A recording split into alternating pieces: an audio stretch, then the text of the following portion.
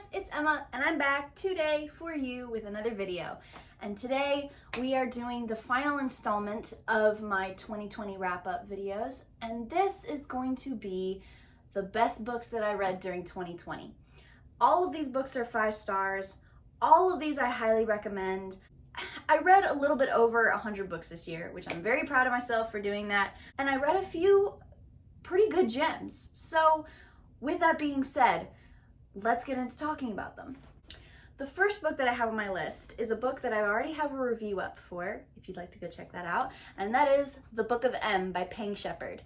This book is about this phenomenon that occurs where people start to lose their shadows, and with it, their memories. However, they gain a special ability with losing their shadows. So it's kind of like this disaster theme, and it gave me like Escape from New York type vibes. It gave me Walking Dead vibes. There's so many different storylines that just come together at the end, and it is done so well. This book made me weep. This book is just so well thought out, and it leaves you guessing with every single page on like how the phenomenon started, how we got to where the book starts. It's just so well done. I adored it. It is one of my favorite books now of all time. I really recommend this book. It's just amazing. The second book that I want to talk about is The Scorpio Races by Maggie Stiefvater. This book is about this girl named Puck, and she and her 2 brothers live on this island in kind of like an Ireland-esque type setting. Every year the island has what they call the Scorpio Races, and all of the riders in this race, mostly men, have to capture, train, and ride dangerous horse-like creatures that eat flesh. And there's a money prize at the end of it, and Puck needs that money. So she's the first girl, I believe, in the history of the Scorpio Races to sign up for the Scorpio Races, and it's just so good. The atmosphere is amazing. The lore behind the horses is just so neat. I adored this book. It is also one of my favorite books of all time. Honestly, I feel like if you liked The Water Horse, Legend of the Deep, if anybody knows what movie I'm talking about, I think you'll like this. The third book that I have on this list, I don't have physically, but it's Long Way Down by Jason Reynolds. This book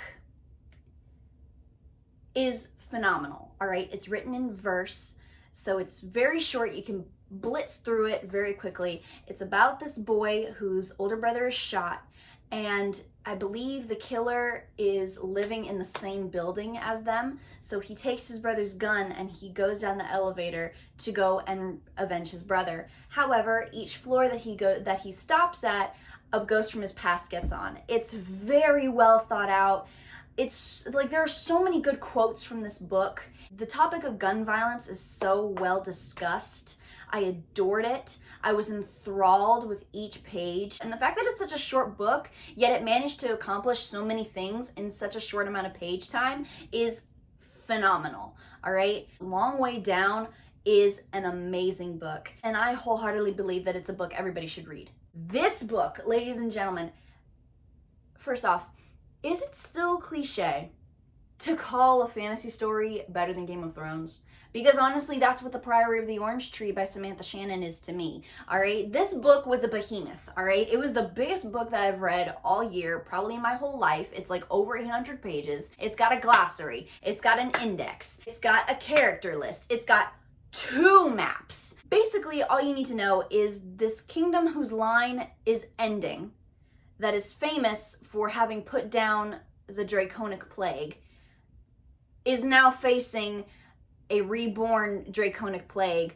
again while the line is dying. So you got the chaos from that, and then you've got different POVs from like different sides of the continent, and then different continents in itself. It's just so well done. And I believe at the beginning of the book, Samantha Shannon put in something along the lines of any places or events are derived from like events and places in history, and you can definitely tell, and I adored it. I adored analyzing every single place and culture and language. It was just so well thought out. I'm telling you, If you like Game of Thrones or just any fantasy adventure, please read Prior of the Orange Tree.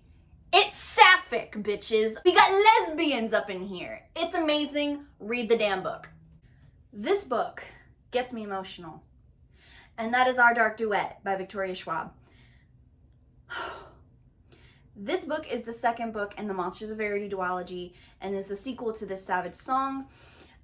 This book basically wraps up Kate and August's story, and it's set in this world where monsters are created by acts of violence. And there's two sides of the city. One is rich that can pay for protection, and then the other is fighting the monsters actively because they have nothing, like they have no other choice but to, right? So it follows these two characters, Kate, who is the daughter of the man who everybody pays to protect them, and then August, who is the son of the man that is leading everybody fighting in the poor district. August and Kate are a dynamic duo. Rarely will I ever find a book that ends a series that wraps it up and I'm satisfied with it. This book is an exception, all right? This book wrapped it up so well. It was so amazing. It's so dark and gritty and just, ooh, it's so good.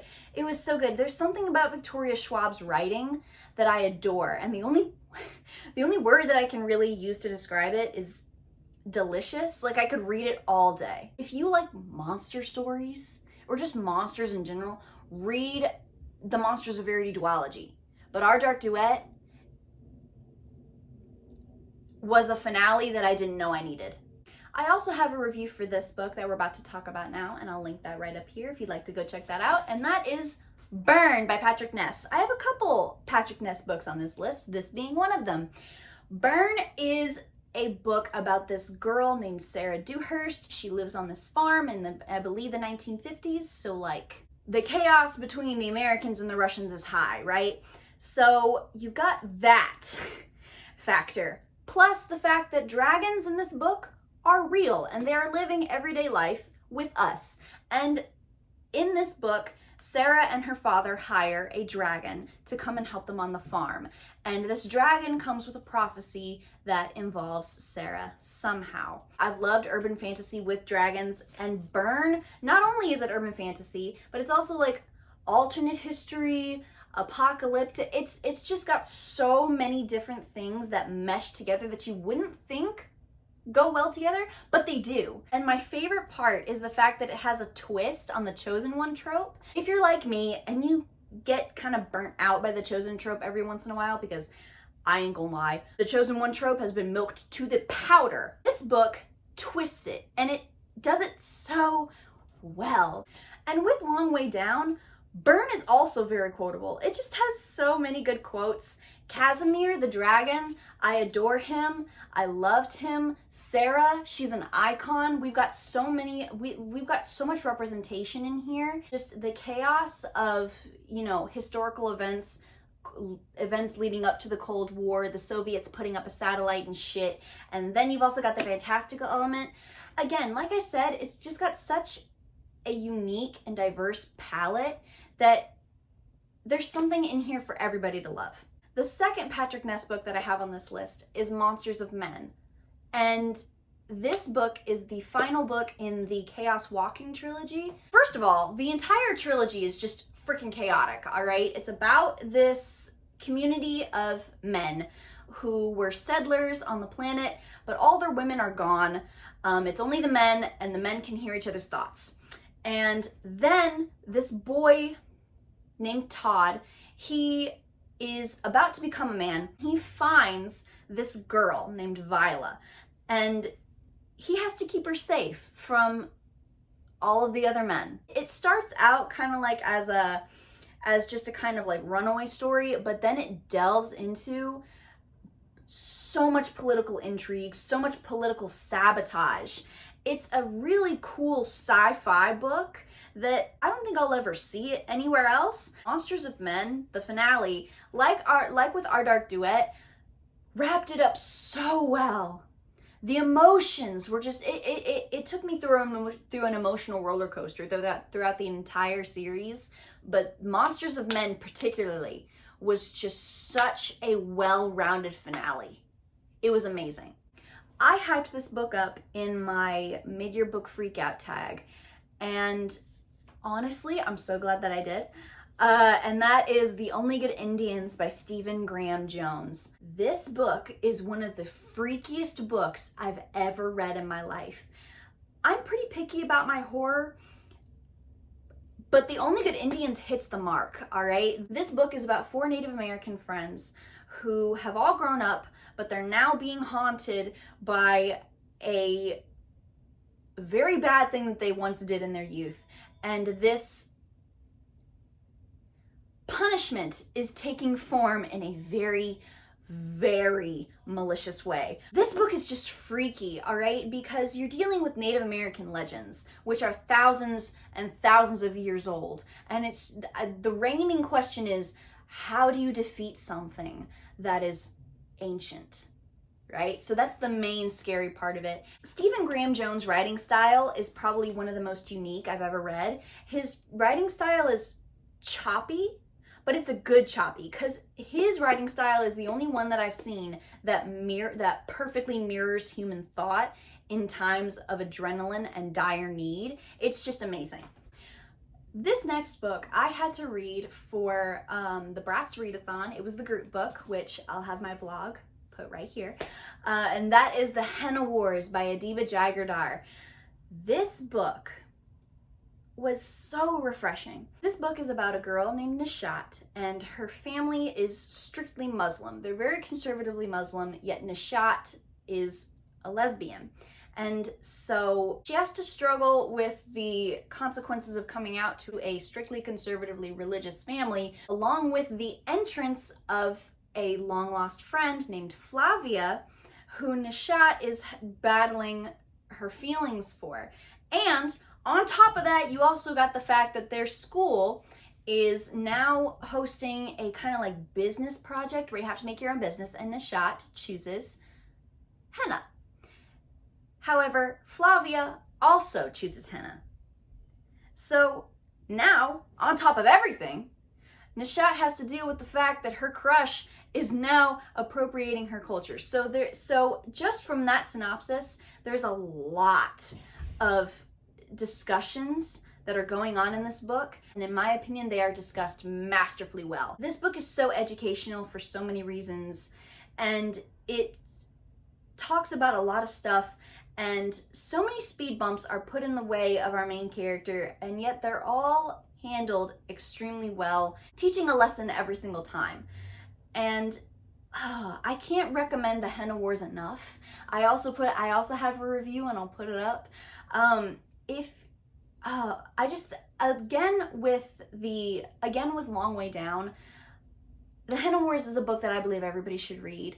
So props to Adiba Jaigirdar for writing this gem of a book. I'm just gonna have to recommend this whole series because it's The Shadow of the Fox trilogy by Julie Kagawa. The Shadow of the Fox trilogy is the only trilogy in my history of reading that I've given every single book in it 5 stars. All right? Shadow of the Fox is about this fictional setting based on feudal Japan, the Empire of Iwagoto. And our main character, who is a kitsune named Yumeko, is living at this temple that guards a piece of the Sacred Dragon Scroll. And the Sacred Dragon Scroll is able to, if read, summon the Harbinger of Change, aka a dragon, and a wish will be made. However, anybody can make the wish. So a horrible person or a good person, either way, the wish could be used for evil, and nobody wants that. So it's about Yumeko and a bunch of her friends that she finds along the way, trying to keep this piece of the Sacred Dragon Scroll out of the hands of enemies. It's so episodic. It reminded me so much of Inuyasha and just an anime in general. It was just so fun. The world building and the magic systems and just the monsters in here is so cool. Are you kidding me? So Shadow of the Fox, first of all, this trilogy took me on such a range of emotions. Shadow of the Fox was so much fun. So many plots and plot lines were introduced.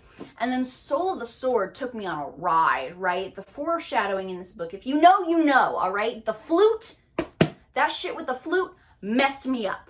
This was a book that I was apprehensive through most of the time. Then Night of the Dragon. There is a page in here that is wrinkled. It's like wrinkled. You see that part right there? That's not from me dog-earing the page. That is from me crying on the page. Do you see this? Do you see how wrinkled this shit is?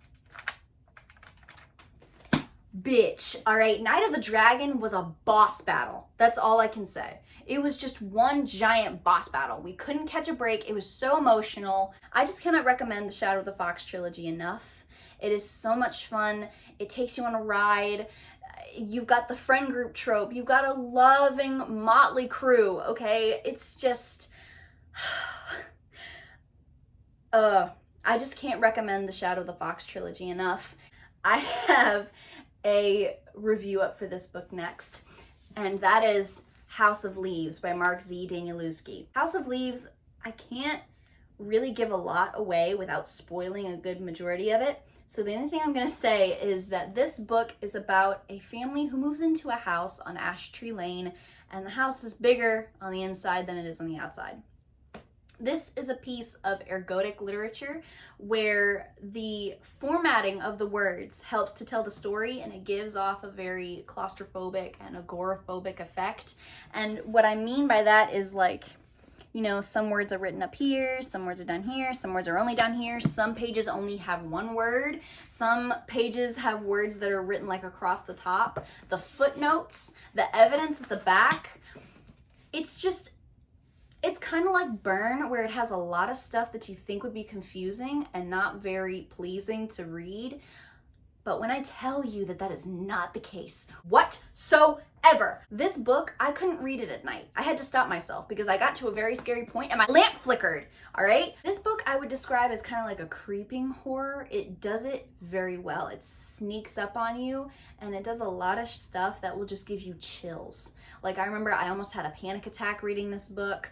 I hyperventilated reading this book. It was just so good. I understand why it has a cult following, if I'm gonna be completely freaking honest with you. The second to last book that we have is a historical fiction. And y'all know historical fiction is my absolute favorite genre in the entire world. And the book that we're talking about is 13 Doorways, Wolves Behind Them All by Laura Ruby. This book is about this girl named Frankie, and she and her siblings are in this orphanage during the Great Depression, and her father is out working to get the money, and she just has to navigate America during the Great Depression. What I loved so much about this book was the fact that it was set at home during World War II. Most World War II set historical fiction books are set, you know, where the fighting is at the forefront, you know, France, Germany, England. And I've never read a book set during the Great Depression either.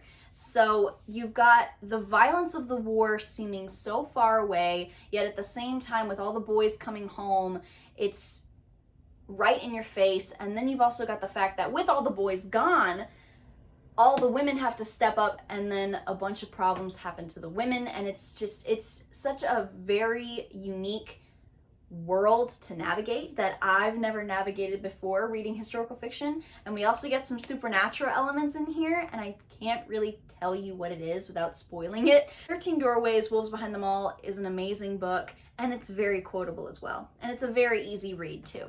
The last book that we're going to talk about is one that literally destroyed me. And that is The Song of Achilles by Madeline Miller. This book, it's about Patroclus and Achilles, two heroes from the Iliad by Homer, and it's all about their childhood and them growing up, and then the conclusion of the Trojan War. While the Iliad was more, you know, plot-based and dealt more with, you know, how the war was fought, the strategies, the people fighting in the war, and what they did in the war, you know, but Song of Achilles deals is more character-based, and we see what happens with the characters amongst the fighting. Does that make sense? As an Iliad buff, the Iliad is one of my favorite books of all time, if not my absolute favorite of all time. I don't know what that says about me. Don't want to talk about it. However, I know what happens to Achilles and Patroclus, so I thought I was prepared. I was not prepared in the slightest. This book took my heart out, stomped on it, spit on it for good measure, and then gave it back to me on a silver fucking platter. All right? This book is so gut-wrenchingly emotional. And not only does it tell the love story between Patroclus and Achilles, it also delves into the character arcs of Briseis, of Odysseus, of Diomedes, of Agamemnon, and it's even Thetis herself. This book also has tear stains on it. Like with Night of the Dragon,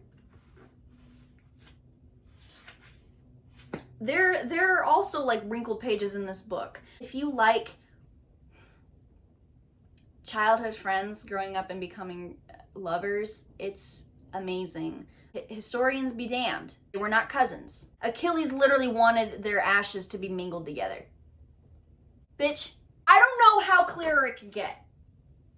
So you guys, that was my list of books that I loved during 2020. The best books that I read during 2020. And honestly, I'm glad 2020's done, but it's 2021. It's only like 7 or 8 days into 2021. It's, you know what? 2020 just hasn't clocked out yet. As far as I'm concerned, this is still December 38th. So with that being said, I will have links to causes that you can educate yourself about down below as well, along with all of the ambiances that I listened to while reading these books, along with my Goodreads account as well. So with that being said, you guys, I hope you guys are staying safe. I hope you guys are wearing your masks. I hope you guys are practicing social distancing. I hope you guys have a good rest of your day. Goodbye.